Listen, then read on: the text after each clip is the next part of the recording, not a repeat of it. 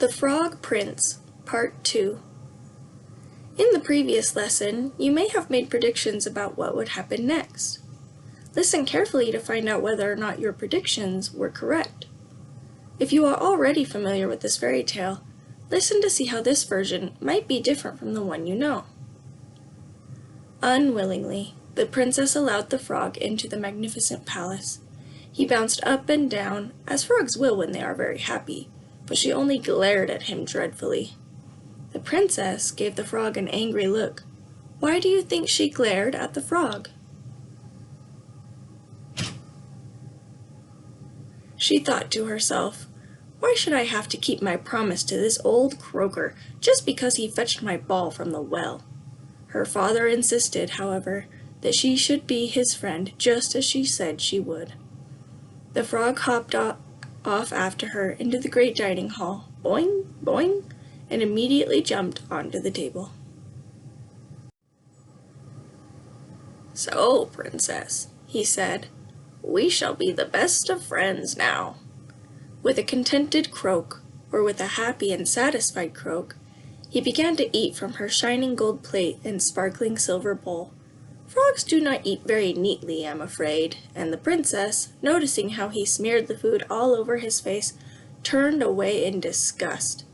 She refused to look at the frog or speak to him, but she still felt sick just thinking of such an ugly creature eating with her. How would you feel about a frog eating with you? "What a lovely golden plate," the frog remarked. "It reminds me of your ball. You have such beautiful possessions, princess." What does possessions mean again? "It must be nice to be a princess and have everything you want." "If I had everything I wanted," the princess retorted, "you would not be eating with me." Retorted means to give a sharp response, so the princess snapped at him. Is she being very nice?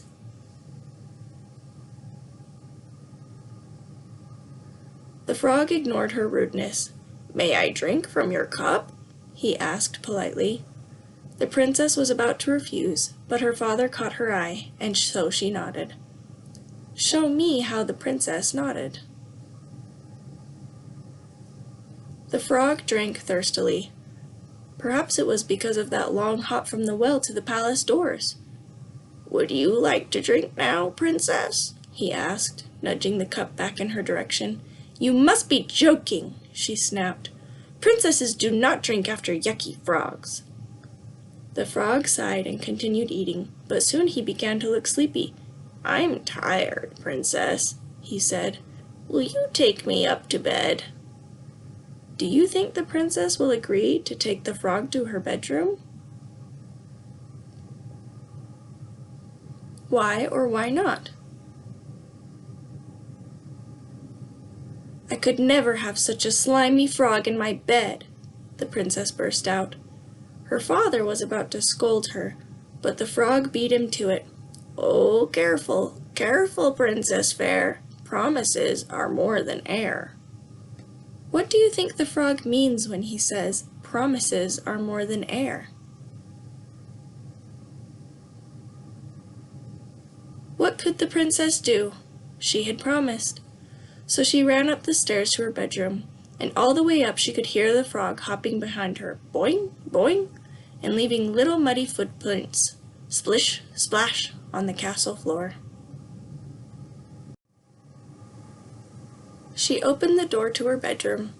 The beautiful princess and the ugly frog stood in the doorway looking at the princess's lovely room, hung with silk curtains, beautiful paintings, and jeweled lamps. A thick, soft goose feather quilt lay across her cozy bed, and a full, plump pillow waited to support the princess's pretty head. The princess left the frog at the door and climbed into her beautiful bed. She wished the frog would go away, but he sat on the floor looking up at her. "I want to sleep on your pillow," the frog said decidedly. Do you think the princess will let the frog sleep on her pillow? Why or why not? The princess shook her head. "No, please! You can sleep anywhere you want, just not on my bed. Please! You're just too disgusting, and you will leave slime on the pillow." Disgusting means awful or gross. "I want the pillow," the frog insisted. "You promised you would share everything with me."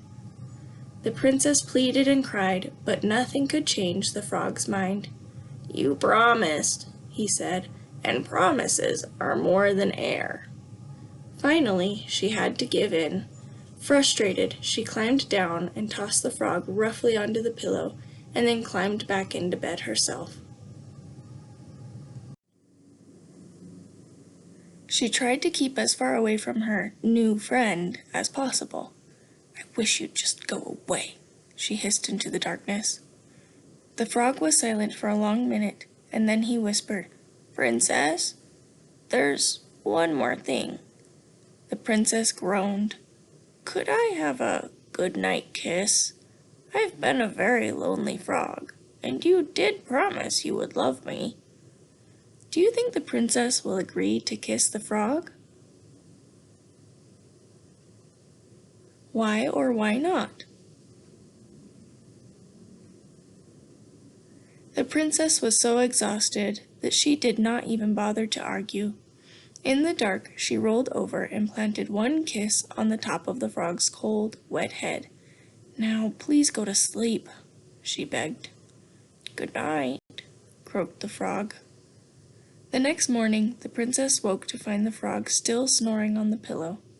The princess watched him sleeping for some time. She began to feel impatient for him to wake up. Impatient means not wanting to wait. For she found that, gross as he was, she preferred arguing with the frog to playing by herself. It was so quiet without him croaking away. Finally, she poked him hard with her finger. "Get up, you lazy toad," she said. Is she changing how she feels about the frog?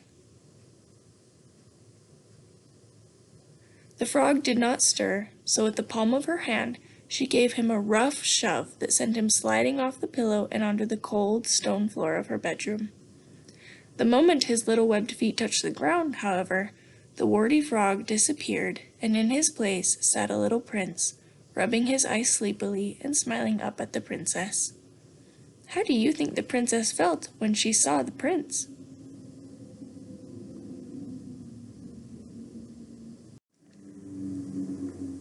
"Hello, princess. Thank you so much for keeping your promise." "Who are you?" she asked, very much surprised. "Why, I'm the frog," he responded. "A wicked witch living in the forest turned me into an ugly frog, and only you could save me. I knew that your heart was just as golden as your plate and your ball, and I was right." What do you think the prince meant when he said the princess's heart was as golden as her plate? "Now I am free of her spell," he looked at her. "Thank you, princess. Now I will leave you alone and go back to my home on the other side of the forest." "Wait," said the princess. "I thought we were supposed to be friends forever after, and promises are more than air, you know." The prince laughed. "So they are. Shall we go play with your ball?" And together they ran down the stairs and out into the bright golden sunshine. They were friends forever afterward, and when they were quite grown up, they were married with great celebration and joy. They invited the entire kingdom to their wedding, not to mention a number of frogs that the prince had met during his long enchantment. We already learned the word enchanted, so enchantment would be his time under the witch's spell. They lived happily ever after, of course, and the princess was always glad that she had kept her promise. What is the first thing the frog wants to do when he comes into the palace? How does that go? What is the next thing the frog wants to do? How does that go? What is the final thing that the frog wants before going to sleep? How does that go? Why does the princess agree to the frog's requests? What happens when the frog slides from the pillow onto the floor?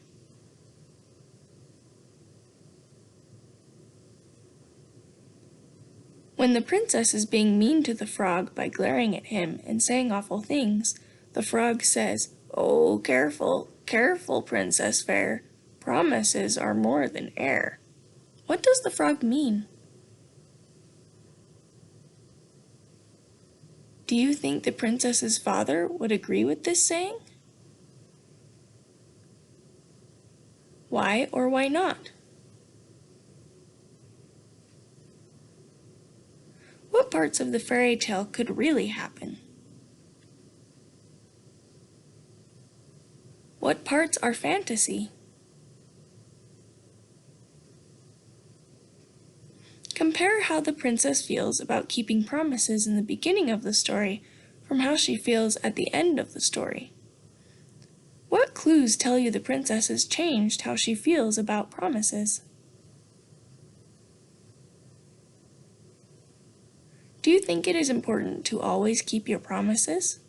Why or why not? What other lessons or morals can we learn from this fairy tale? In the read aloud you heard, "With a contented croak he began to eat from her shining gold plate." Say the word contented with me. Contented. Contented means happy or satisfied. I could tell by the contented look on her face that she was enjoying listening to the story.